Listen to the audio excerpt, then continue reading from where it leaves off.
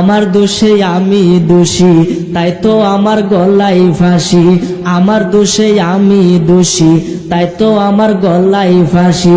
বিচার হবে কর্ম অনুসারবাদী মন আমার, নির্দোষী মন ফরওয়ার দিগার। জোরে কইন সুবহানাল্লাহ।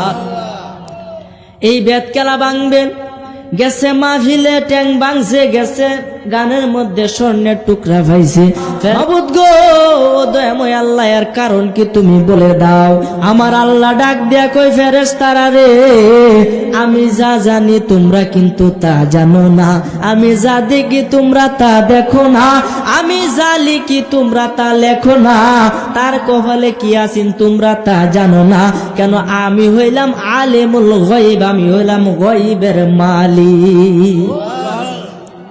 আল্লাহ অত কিছু জানার দরকার নাই, তুমি কারণটা কি ব্যাখ্যাটা দেও। সুবহানাল্লাহ কইতেন না, ব্যাখ্যাটা দেও, এটা কারণ কি। বেডা গান ওগে স্বর্ণের টুকরা হয়েছে, আবার মাহফিল ওগে ট্যাং ভাঙছে, কারণ কি। তাহলে কারণটা শুনো। যে ব্যক্তি খুব সংক্ষেপে কই, কারণ আমার আলোচনা বিষয় এটা নয়। মাহফিলের মধ্যে গিয়া ঠ্যাং ভাঙছে, গানের মধ্যে গিয়া স্বর্ণের টুকরা পাইছে, তখন আমার আল্লাহ কয়, ফেরেশতা তোমরা শুনো, যে ব্যক্তি গেছে মাহফিলে, ওই ব্যক্তির আজকে মৃত্যুর তারিখ আছে।